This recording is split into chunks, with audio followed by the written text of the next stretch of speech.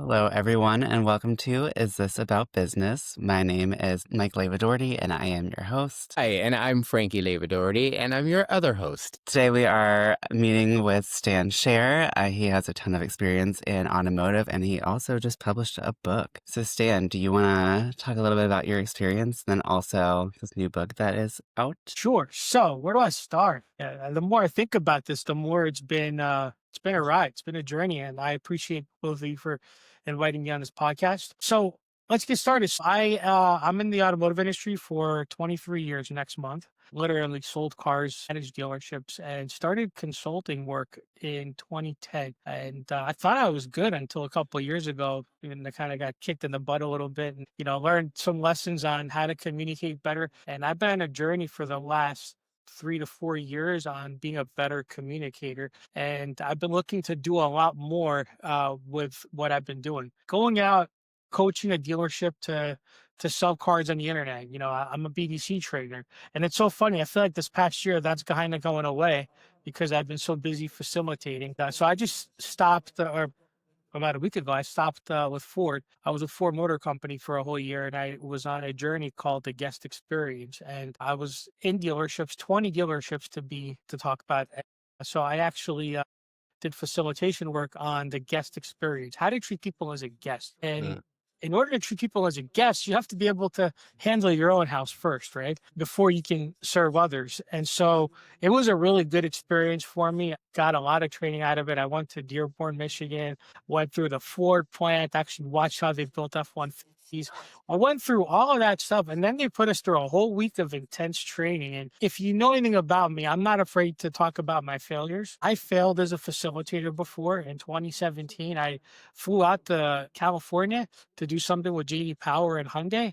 And on my second day, I got kicked off a program, which really was upsetting because I was looking forward to making that money so I could buy a home. And lo and behold, I still bought a home 12 months later. I found a way, right? So the whole point of it is, if there's a will, there's a way. And when I went to Dearborn, fast forward to, a year ago, I was looking at myself in the mirror and I would talk to myself and I would say, hey, you're not going to fail again. Remember what happened last time. And I'm just in a different mindset now. I didn't have these things weren't bothering me.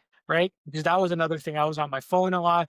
I was Right. focused and I said, I'm going to be the best that I could be. And lo and behold, I became the best that I could be. And that experience forced me to write a book. I was going to write a book on the guest experience.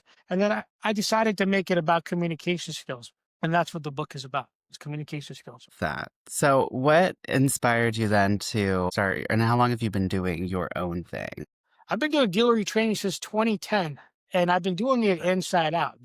There could be a year where I don't do it, and then there could be 3 years where I do it. So, as a business owner, you have a lot of issues that occur, right? Billing, clients. Right now, it's a little slower, right? But Mm. I'm okay with that. I spent a year, I did 120 days of travel, maybe a little more. And I'm happy to be Ooh. home.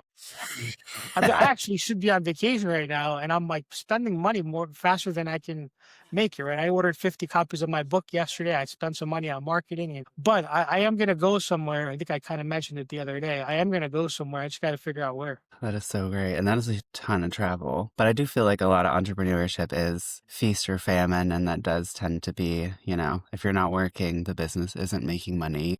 Correct. Mhm. That is a different world for sure. Correct.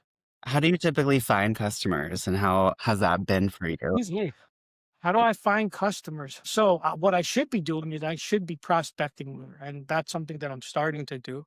I am going. Excuse me, my dog's in the background.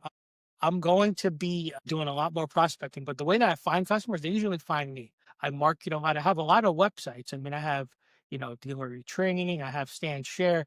There's a lot of things that I'm involved in. I'm selling the book right now. It says I sold like 50 copies, right? And it's great. I'm not doing it for the money. I'm doing it for the publicity. I'm doing it for the marketing to get a phone call. Hey, we're having a conference. Do you want to speak? I'm looking for that. The facilitator thing this year was amazing. I learned a lot about being a better facilitator over the last 3 to 4 years, but just going out there doing it and nobody had to come and observe me and give me pointers. I just got out there and I did it. So I'm just trying to take that and go to the next level. But the way I find customers is usually they find me online and they look for something. Okay. So, do you believe in cold calling? Do you think that there's still a place in the world where that works?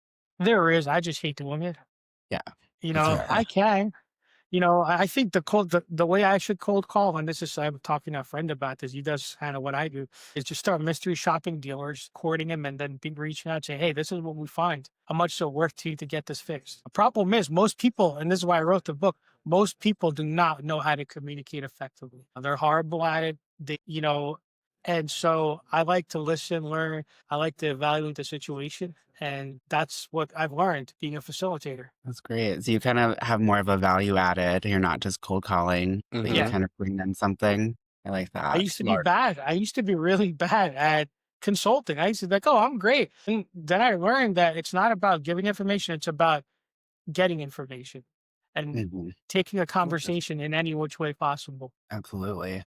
So, what is there a framework or anything specific that you have in the communication framework that kind of breaks it down in a way that would help people to be able to communicate better? So I think it's more about listening more than talking. And for many years, I used to talk, talk, talk, talk, talk, and I was all about it. And I got a little older, more wiser, more mature, and I listen more than I talk. I mean, there's moments when I can revert back to talking a lot, but I'm very mindful of it. I think the biggest thing is you have to be self aware. That's the number one thing. Be very self aware of your actions. Be very self aware of the other people's actions. And sometimes people don't look as foolish or stupid as you think. Sometimes they might play an act. Always at every given point, there's always somebody acting or trying something out. This morning I have a friend who is not going to be a friend anymore, close friend who decided to be hating on my book. I'm like, here, I'm Yeah. trying to sell a bunch of copies. Can you please pre-order?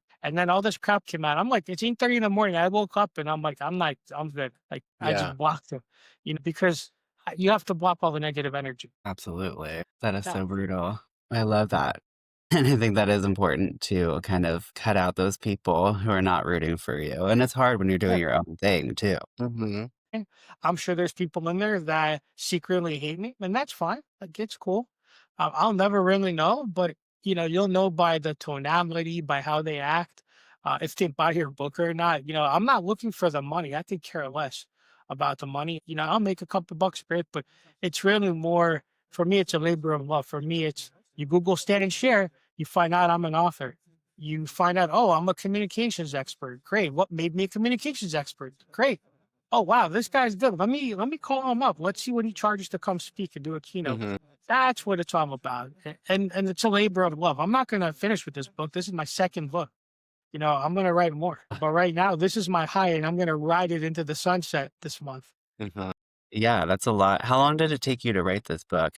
I wrote most of it in July in a weekend, and then I was lazy for 3 months, and I finished it a few weeks ago.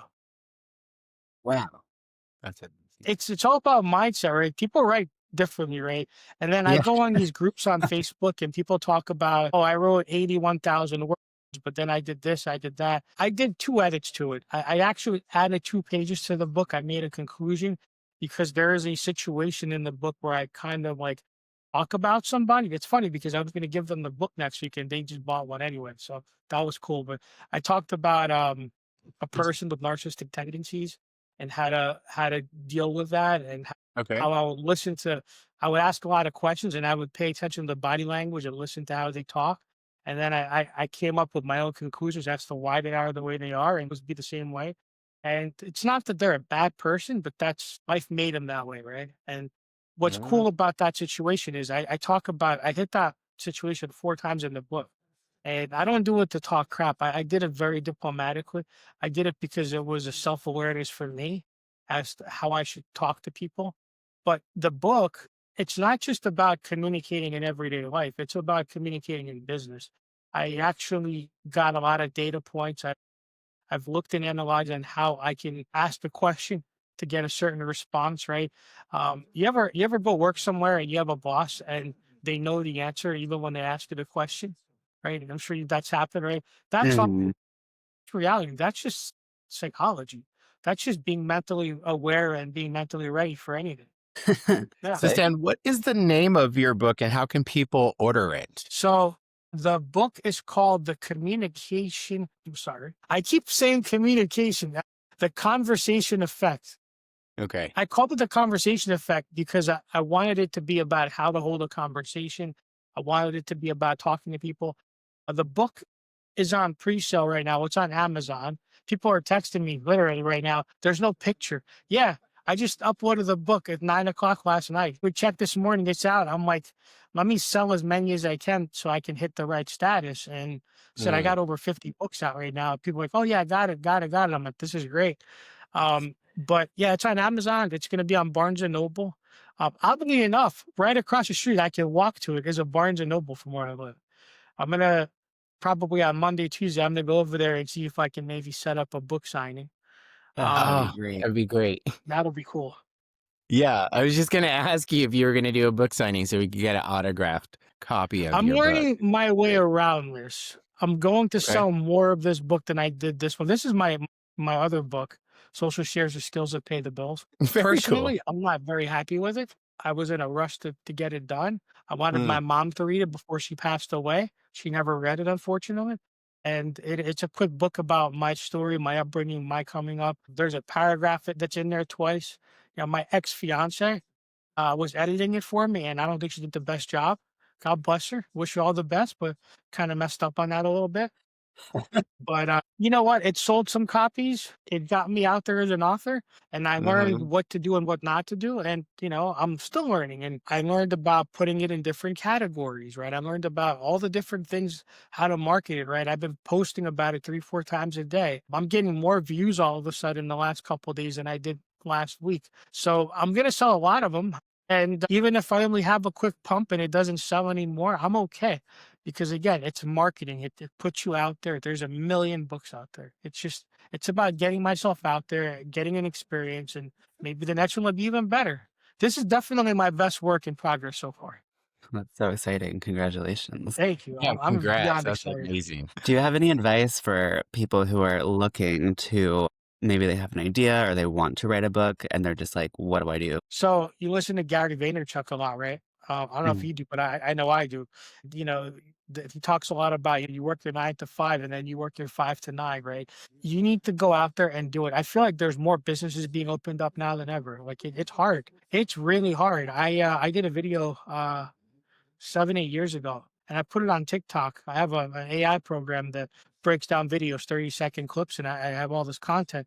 I put it out there, and it went viral. I got like 80,000 something views, and it's literally me talking about how you have to work your 9 to 5. Like right now, if I'm not working at all, my 9 to 5 is applying to 150 jobs a day because I know that I'm going to be lucky to get 3 to 5 phone calls. And out of those 3 to 5 phone calls, someone's coming to you with a job. Now, it's even harder now. People are talking all of this smack, and I understand why now because I've been playing around with this a little bit. It's really hard to get a job. So, because it's hard to get a job, everybody's got to be more entrepreneurial. Everyone's got to know how to sell, everyone's got to know how to market, and everyone's got to have a plan. Whether you're selling consulting or you're selling a t-shirt, there's got to be something, right? I think everyone's got a million ideas. It's about executing them and just going out there and doing it, right? And not everyone's willing to do it. But I feel like with this entrepreneur mindset and this entrepreneurial world, I think that's where things are going. You have to Mhm. do your 5 to 9 and you have to work hard and build something. I really like that. Yeah, and I do feel like that just kind of across the board, everyone's been laying off. And so Mhm. Yep. hiring has been challenging, I think, across the board. And so I think that makes a lot of sense to, Yeah.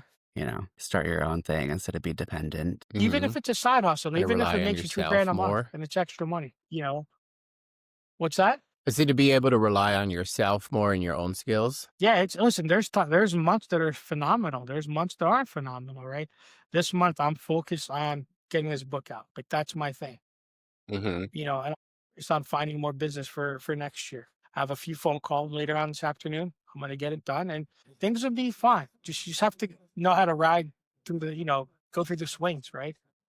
Right. People are losing their jobs. Faithful, one of my friends reached out to me this morning. She's like, I'm gonna help this family out. They have 5 kids. They have this, this, and this. Can you help me get it out there?" I said, "I'll do more than that." I said, "Come on over. Let's go shopping. I'll drop $100. It's all Yeah. good. I'll spend some money and help them out. They want board games for the kids. Let's go. I got you." I'm gonna actually use that as much as I'm not trying to be a jerk.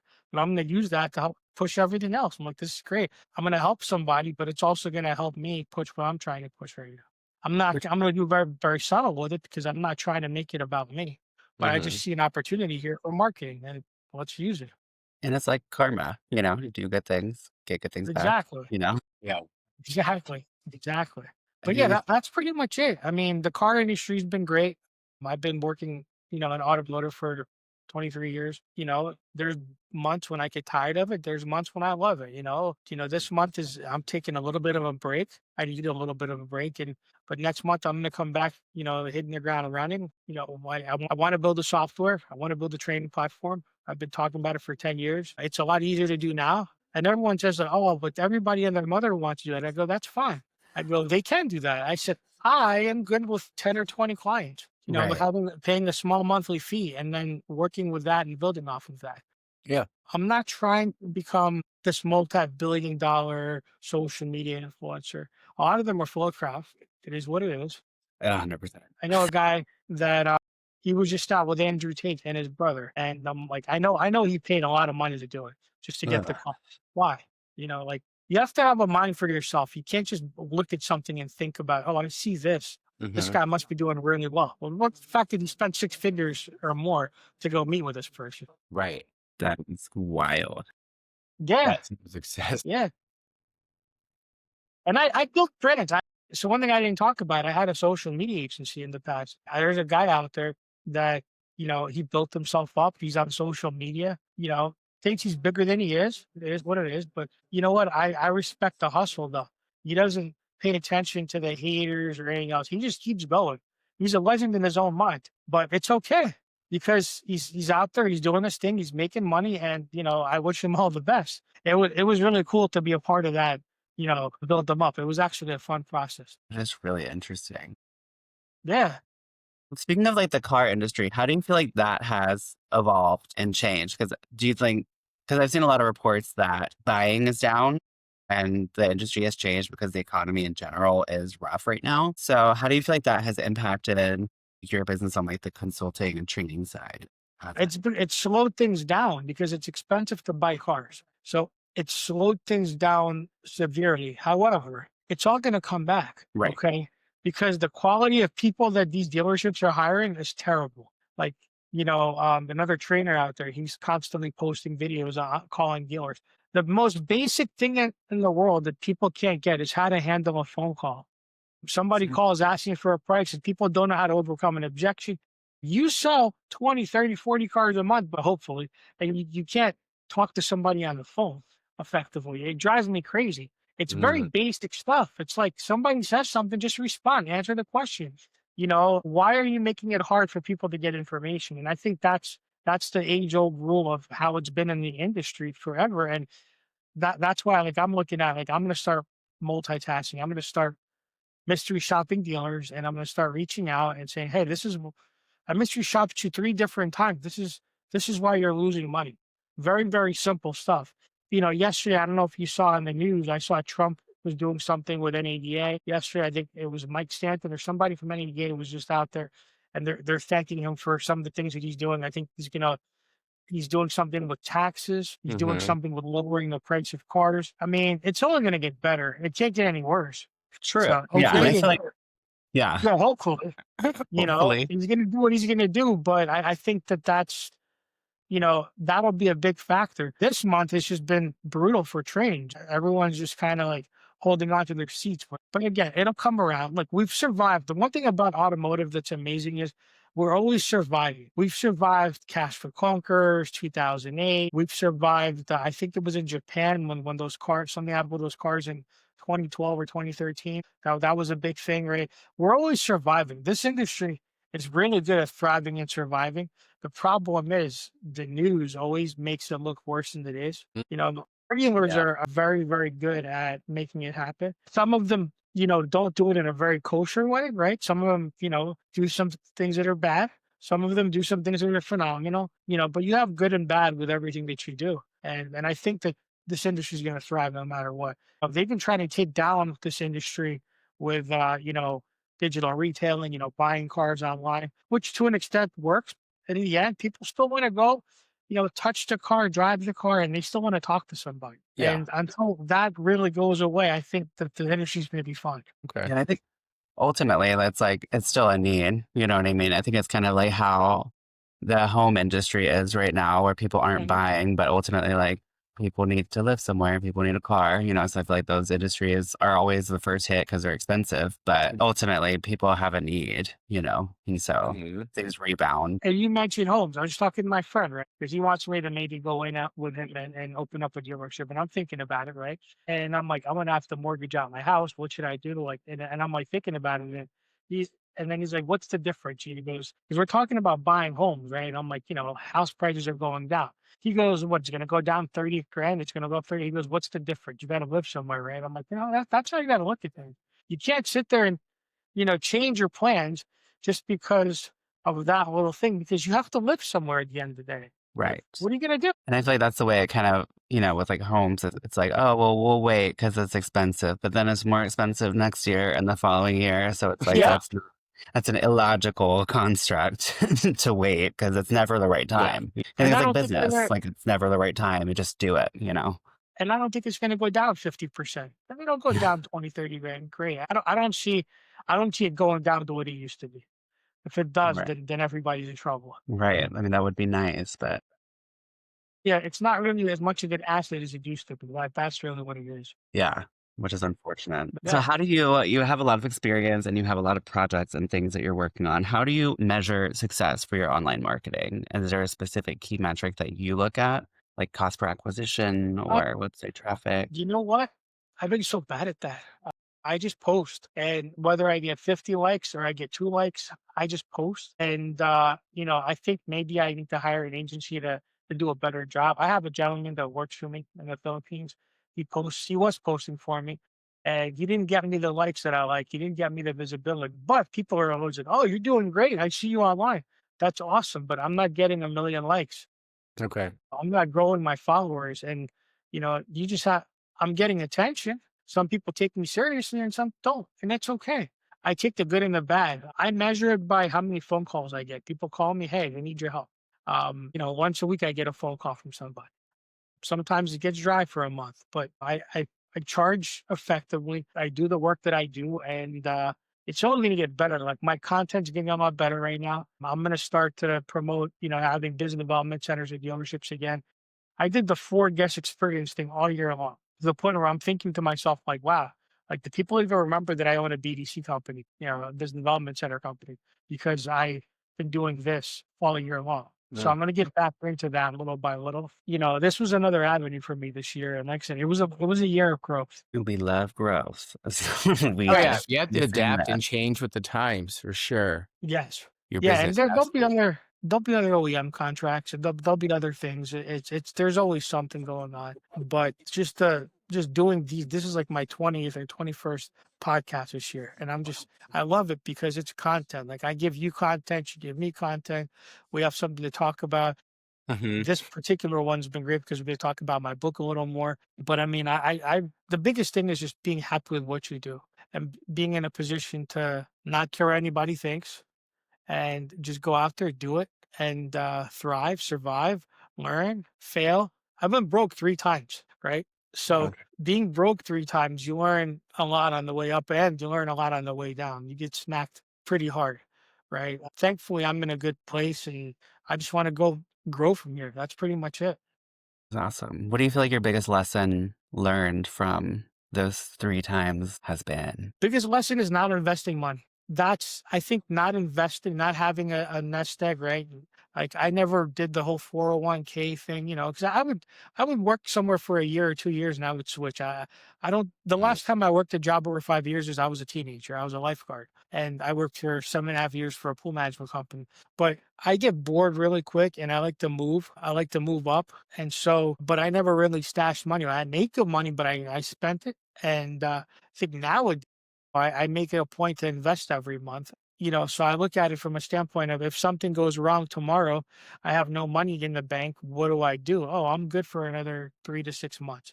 I don't want to be in that situation. I don't want to ever have to go and borrow money against anything, but it's nice to know that I have it. And so I think I invest. I've been investing. I have like 4 different accounts and I got into the stock market. So it's good. It's and my bills are fairly minimal at this point because I'm not trying to show off to anybody. I'm just doing what I'm doing, and Mhm. I bought a car last month. I bought a used car last month. I honestly don't like new cars as much because there's too much technology and garbage in them, and they're expensive. I bought a used car. I bought a used car because I totaled my other used car that I bought over the summer.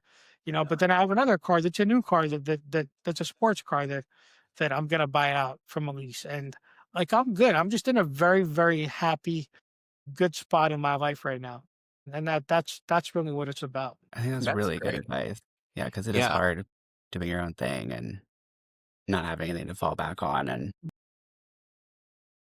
Yeah, Yeah. being able to feel that. Now, how did you get to where you are? Like, you're an expert, you're a consultant now and stuff, and you're coaching. But where did you start? You've been in the automotive industry for 23 years, right? Where did Yeah. you start in there, and how did you get to where you are now? I was a 20-year-old kid, second and a half year of going to college. My parents had moved out to Florida, and I didn't want to live in Florida. So I said, I'm a big boy now. To give you a little bit of backstory, I started working when I was 14 years old, started working as a lifeguard, batch checker, and I was able to work 60, 70 hours a week because my parents allowed me. So I was working 6 days a week. By the time I was 17, I was a head lifeguard. I was running my own pool with a couple different lifeguards.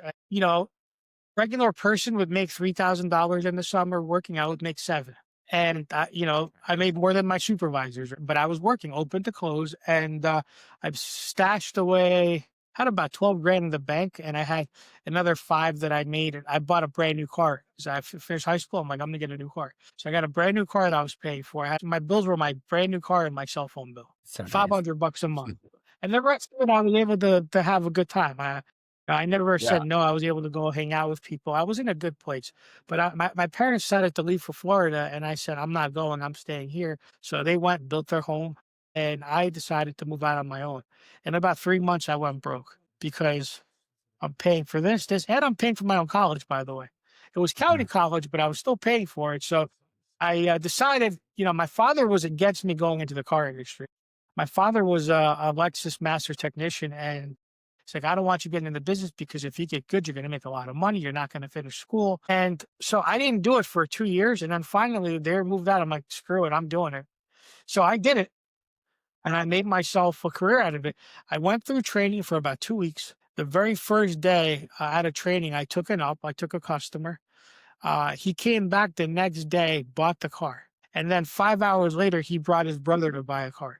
So, and literally on my first day, I sold 2 cars and I made $1,000. I never made $1,000 in a day before. I'm like, holy crap. So I'm like, this is great. I'm going to do this. So I started doing it. And the more I did it, the worse my grades got. I'm going to college. I'm going to night school because I'm working full time. I'm going into history class. And I got this guy teaching me about American history too. And yeah, he's got his degrees and everything. And I'm like, what do you do for your normal job? He's like, oh, I do IT in a library. I make $500 a week. And I'm like, and then you do this. And I figure when you're an adjunct professor, you're making like maybe 1,500, maybe 2 grand to teach a class. So okay, you Mhm. teach me 2 classes, you're making 4 grand. That's nothing. And I'm like, so you went through all this schooling, and meanwhile, I made $1,700 last week, and I hadn't made 6 figures at that point yet. I was on the cusp of it, but I'm like, okay. So I did it. And next thing you know, I'm like, why am I wasting my time? So what happened was I ended up moving to Florida for a year to help my parents out. My dad had some issues. I went to go help them out. I took a job selling cars and I became a manager. Made my first $10,000 a month. I was 22 years old. And I was like, okay, like, why am I? And I didn't go to school. I dropped out already at that point. And then a year later, I went back and got another $50,000 in debt because I went to a real university online, and I paid it all off. And I dropped out again a couple of years later. And I'm like, why am I doing this? Stop point, I'm making good money. I'm like, why am I wasting my time? So what my father was afraid of me doing actually happened. But one thing that I will say, my parents are very supportive. My dad would be like, yeah, so he dropped out, but so he becomes a GM. So he owns a dealership. There's nothing wrong with my son making a lot of money. And so knock on wood, I had a very supportive family. And that's really where it came from. I went out and did it, even though against my father's wishes, I still went out and did it. So you were kind of like a rebel by going Yeah, into the same field, but it seems like yeah. it's working out. So, Yeah. It's working out. It made me entrepreneurial, right? And right. I mean, listen, I failed a couple times too. During COVID, I started a credit repair business.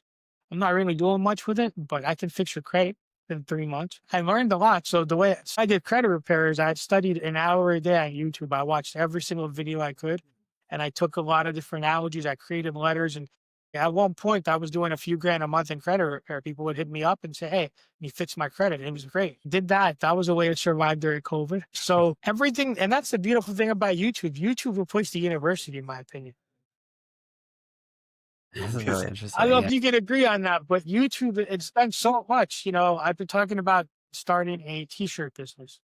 I love Ralph Lauren. I love the teddy bear. And I'm sure you know about the Ralph Lauren polo teddy bear. I love Yeah. that stuff. So I'm like, this is cool. Works with the ladies for me all the time. Right. I come in with a shirt, like, oh my God, that's so cute, right? But I'm like, I want to start some kind of business doing that. Like maybe, and it doesn't have to sell a lot. I'd rather just do it just to try because maybe it'll blow me up, maybe it won't. But I won't know unless I try. And that's what entrepreneurship's all Yeah. about. You have to know, you have to try. You have to Right. put the time in it. If it fails, you learn your lessons. You try something else. I don't care if I have 20 businesses that started and failed because at least I had the guts to go out there and try. And that's really the thing that I tell people is just go out there and try. You might make it, you might not make it. I'll support you either way. Rather than being like my friend who's a hater, said, "Oh, there's no picture here," and this is I'm just asking you to buy a book, just to help me get my pre-sales up. You don't want to do that, no problems. Just I don't need to hear all this negative stuff. I'm in a positive mind frame at 8:30 Right. this morning. It's all Yeah. about just going out there and doing it. And I don't care if I sell one book or if I sell 50 or 150 or I'm just out there doing it. And that's more than I can say for a lot of people. And that's all it is. Mhm. Yeah, that is so great. Yeah, because I feel like when you start doing your own thing, you do have to, not listen to people and you do feel like the crazy one and Yeah. you're kind of weird and you're like, is this Right. real? Oh, Because it yeah. is so different and most people can't understand not working for someone else. So, Yeah. It's crazy how it is, and like I said, it's harder now. It's just a different world right now. Even to apply to a job. See, I'm naturally curious, and that's part of the book too. Is just being a naturally curious person. I'm like, why are people not getting jobs? So I started applying.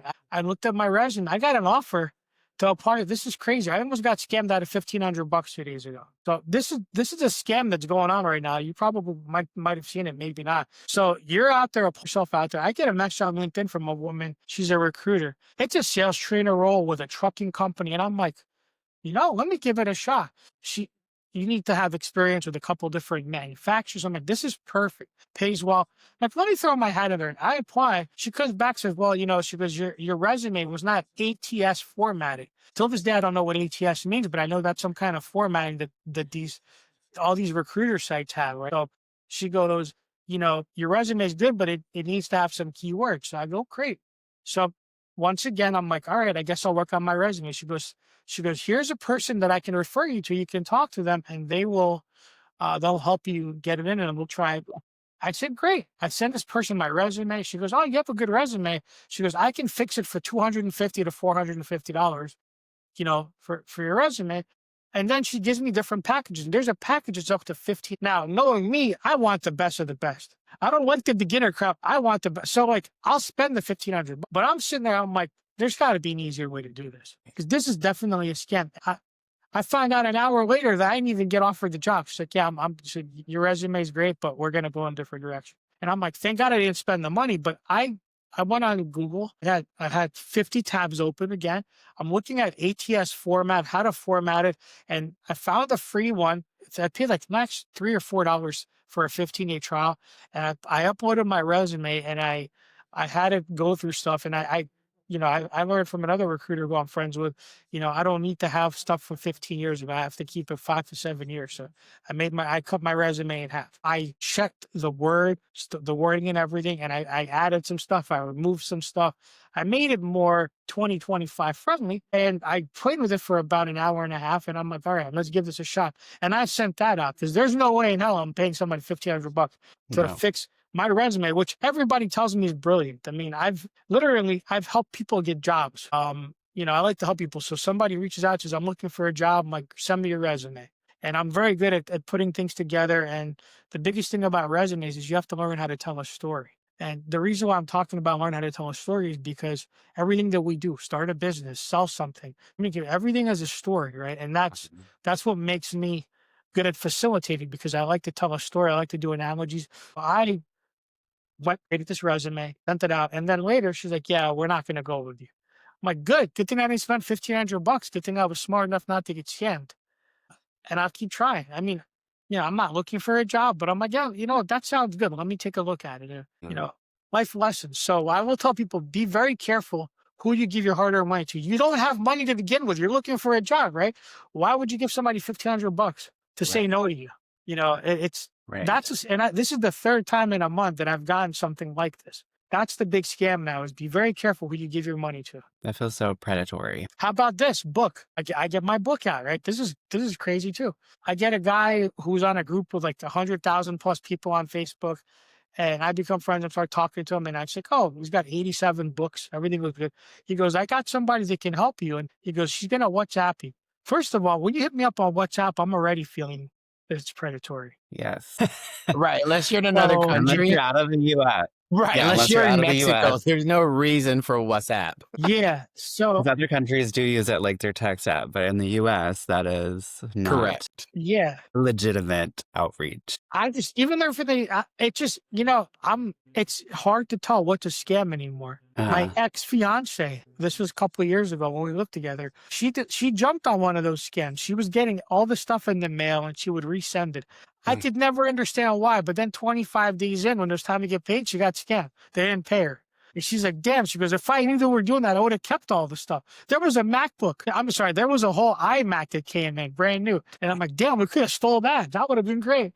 I could have used a new iMac. So that's when I realized you got to be very careful. What's good about these new phones, by the way, I don't know what kind of phones you have, but these phones tell you, like, I have a thing now where I can go to spam and I can filter it and see how many spam. Like, just today, I had 3 already. On Mhm. average, I get 7 to 8 spam calls and texts a day. You probably do too. Oh, yeah. And it's worse mhm. now than it was a few months ago. And that's a big problem, by the way, that we need to solve, because what I do for a living is I coach sales calls, right? How to do business development center, right? Mm. So if I'm a car dealership and I'm calling you, I'm probably not reaching you because you probably have me as spam.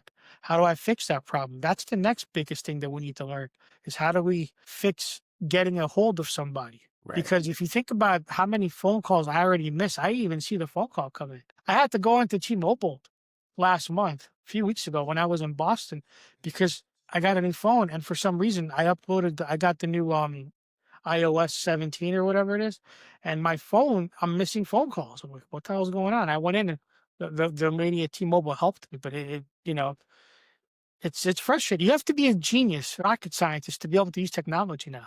Yeah, it is That's confusing a how problem. they suddenly all your calls are filtered in a different area where you can't see them, and You know what I'm talking about, right?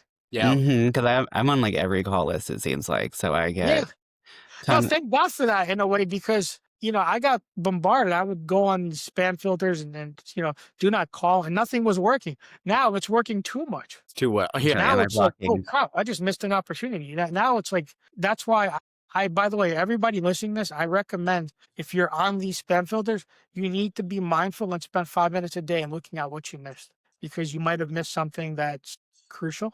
And then you Mhm. can at least call back and apologize, start a conversation. But please, please, please double check what you're missing, because something can fall through the cracks. And it's not just calls, it's filtering, like, the iPhones also filter text Yep. messages Text from unknown messages and numbers, stuff. so Yeah. if you have, a Oh, potential yeah. It's, client who's reaching back out, you could totally miss that text. yeah. I mean, with me, I mean, I'm calling on car dealers. My problem with calling on car dealers, nothing against car dealers, is, I'm the 8th or 10th caller trying to sell you something in a day. You're a Yeah, GM, you're an owner, you're dealing with salespeople all day long. So it's like, how do I get to you? And that's my next thing. And again, I'm naturally curious, right? My next thing is, how do I get to you with a point where I can bring you value in the first 90 seconds to 2 minutes, and have you on the phone for 20 minutes where I'm not wasting your time and then the conversation is valuable.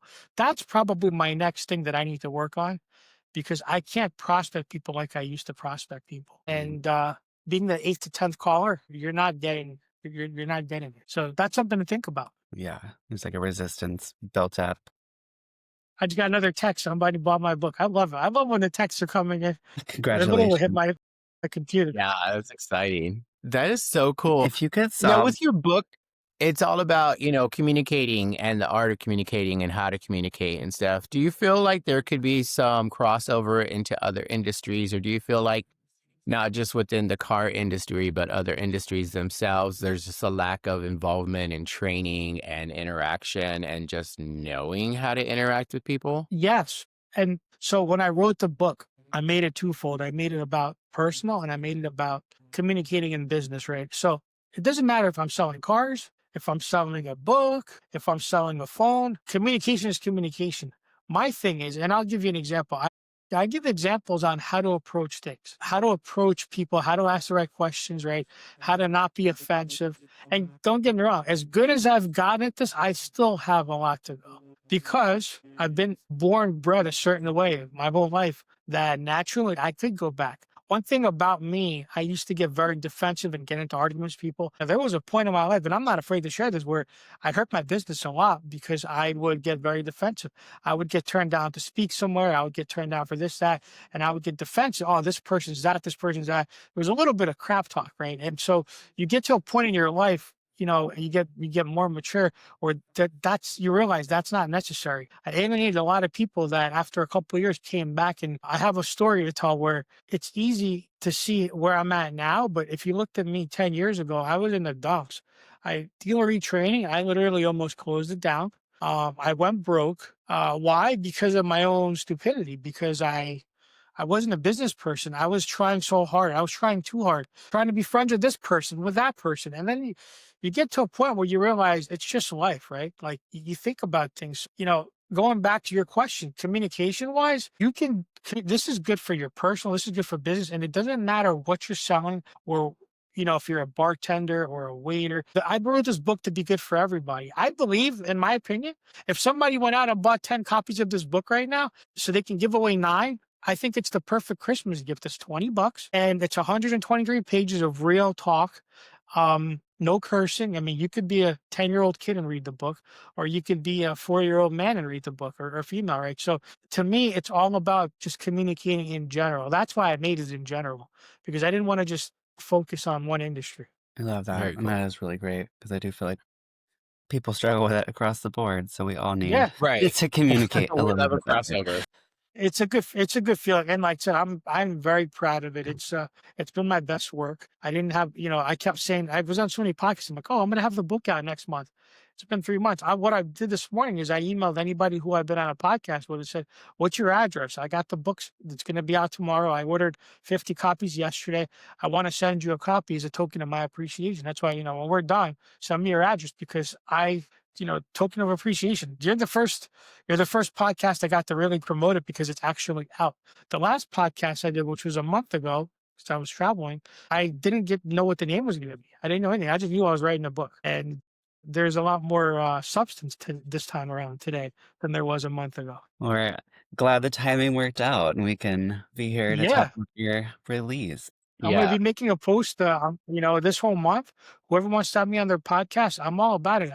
See, the thing about it is I take every opportunity. Listen, this podcast could get 1 million followers, could get 1 million listeners. This podcast can get two, but it doesn't matter because it's content, right? We're going to take this content, we're going to surface it around, right? I'm going to take the Mhm. video. I'm going to do a lot with this video. I'm going to put it on Vidyard and I'm going to make little clips and I'll have, 10 pieces of content, 30 pieces of content. And for me, I could say one little thing that might spark an interest in somebody and it gets them paid, or it helps somebody. It doesn't matter to me what size, of the podcast is. It doesn't matter to me anything other than just the opportunity to sit there, tell my story and talk to you fine folks. Yeah, and I think that's one of the important things too, like, as people are looking at marketing and social media and doing content and stuff, is, Mhm, like, people look at, like, the effort and the time of doing, like, a webinar or podcast or a blog mhm. post or any of that, and I think that, like, what you just said is the most important part of all of that is, like, People might not show up to your webinar, people might not listen to your podcast, people might not read your blog Yeah. post, but someone will, and then it's kind of like that 30, 60, 90 days. So like when you split it up and people have little pieces of information and content that they can easily digest, Yes. it becomes like a funnel and a lead source. And so even if someone wasn't there on the webinar or people aren't actively listening to the podcast, like at Yep. some point they will. And so I think that strategy is like the most important part for anyone Yeah. thing. It's Yeah. like I say, there's an ask for every seat, right? And that's we've all heard that one before, and that's what it is. One person might not like me, somebody else will. It's okay. And that's But you have to get in the mindset of the haters are the haters. Haters are gonna hate, right? So you have to get in the mindset of great, like my friend wants to be a hater. Great. I moved on because mhm, if I dwell on it, and that's where I was 10 years ago. I was so worried about being loved, liked, appreciated that I didn't think about the fact that somebody could be a hater. And now I just don't care. mhm, Like, great. Don't buy the book, buy the book. I don't care. It's cool. Um, I'd like for you to buy the book, but if you're not interested, great. It's okay. right. But it takes years to get to that. Takes to be in your 40s to get that without committing suicide. Because there were times when that 1 week when somebody posted something really bad, hurt me. It cost me over $250,000 of business, put me in a Mhm, hole. I stopped shaving. I grew this out because of that. And I remember I was walking through Digital Dealer. I was in Las Vegas, and people are looking at me like, "What the hell's going on?"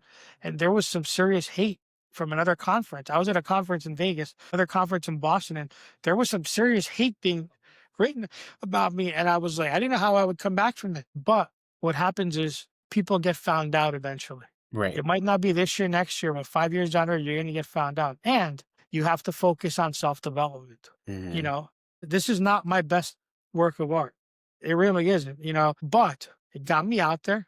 It taught me some hard lessons, and it's out there. And now you Google it, it shows up. You Google the name of a book and it comes up. That's the best thing. right.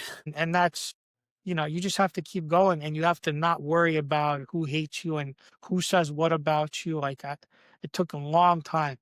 I never cried on it, but I wouldn't say that I cried on it, but I definitely took some lumps. Yeah, and I think it's important too to be like, kind of think of it like everyone in life is kind of like dating in a way where you're not going to be for everyone. Yeah, And you just have to be like, that's okay. Like everyone's not for you. And that is kind of in yeah, business as well. And so like there will be people who trash talk you, but then there will be a lot of other people who yeah. are on the same wavelength, same vibe, and people understand what you're doing and they are kind of respectful people. Yep. It's like you'll find your tribe. Yeah. That's the biggest thing. And the biggest thing is just don't be afraid. Like, I used to, if you would have seen me public speak in 2015, I was horrible. I was so bad. I remember it used to take me hundreds of tries to get a 30-second video done. Boom, boom, boom. Like literally, I just grab my phone, I come up with something to speak. Oh, that was cool. Great. Let's put it out there. And you've seen my room sort of, right? Like I was gonna do a podcast in January and I spent a couple $100. I invested and I got everything to get everything. Like I have the microphone and I have everything. I never did it because I was busy traveling. And I'm like, that's why we're even the platform we're on right now. I'm like, this is gonna be great. I have to do something. I have the name, I have the logo. I'm probably gonna have the website built next week because it's time. And again, and I don't care if I get one listener or a million. Something might be nothing, but it's content. Because it seems like Mhm. that's where the business comes from. Right. And I think it's good too to be able to like share stories and be transparent. And I think it like helps us as individuals to be able to talk to each Mhm. other. But then anyone listening who it's like our stories aren't that unique as much as we might Yeah. want to think they are. Like every entrepreneur is going through really similar things. And so I think Mhm. it's Yes. beneficial to learn from each other and to meet people and then also to like be a place where people can like see themselves a little bit and hear about struggles because no one has it just perfect, easy rolling. Yeah. Yeah, it's the struggle is real, they It say. really is real, especially Absolutely. Yeah. now. But like I said, we do what we can. We take the crumbs, you take all the big stuff, and you just put it all together and you make it work. Love that. So I That's think the great. last kind of like our last question would be if you could solve one problem in your business today that would make it easier to hit your 12-month goal, what would that problem be? You're like wave a magic wand. If I waved the magic wand, how would you know what? Resources. You know, we are in an age where there are so many resources and I'm looking at Hyro FM right now, 67 bucks a month. Why am I not spending 67 bucks? What's stopping me when I can create courses and create, and that's like, you know what? Matter of fact, when I'm done with this call, I'm just going to do it. Because what am I going to lose? 67 bucks? I've lost hundreds of thousands of dollars trying to build something, right? And I'm still here and I'm still awake and I'm still alive. So what's another 67? What's another $1,000? At some point, I'm going to figure out the magic formula, and that's having the right resources. You know, I would love to do ClickFunnels or go high level, but how do I use it? Because what happens is you have to be a rocket scientist to use everything. I was Mhm. talking to a young lady today. You know, I'm going to give her a copy of the book, but she decided to buy a copy anyway, which really meant a lot. First time ever, I actually got her to give me money, interestingly enough, right? But what's interesting, she's like, I just have my car fixed. And she goes, but this is wrong and that's wrong. And I'm like, that's the problem with new cars. It's too much technology. And she hates technology. She's very bad with it. And I'm like, just go get it fixed now, right? There's so many things that are right and also that are wrong, right? In our industry. Like even like you call a call center. I call T-Mobile, I get frustrated because Yeah. it's not because they're in the Philippines. I love Filipino. I have, you know, 5 or 6 Filipino people working for me right now, call center, also. For me, it's really about the fact that it's taking me 2 hours to get a quick thing off my bill. Hmm. And so resources, I would say the magic wand, get your resources in order. And you have to be a rocket scientist at that too, because you have to look at every little thing. What do I get? What do I not get? How much is it going to cost? Because I can be spending $1,000 a month in membership fees on different things too. You know, which I'm okay with doing. If I'm making 15 grand a month, I'll spend 1,000 or even 2,000. But if I'm Mhm. making 7 grand a month, that $1,000 is makes a big difference. So, you know, and that's how you have to look at things as a business owner is be resourceful. And cyber week, this is the week to buy stuff, right? Tomorrow's the last day. So, you know, Right. that's where I'm gonna probably spend some money. Get those deals when we can. Right.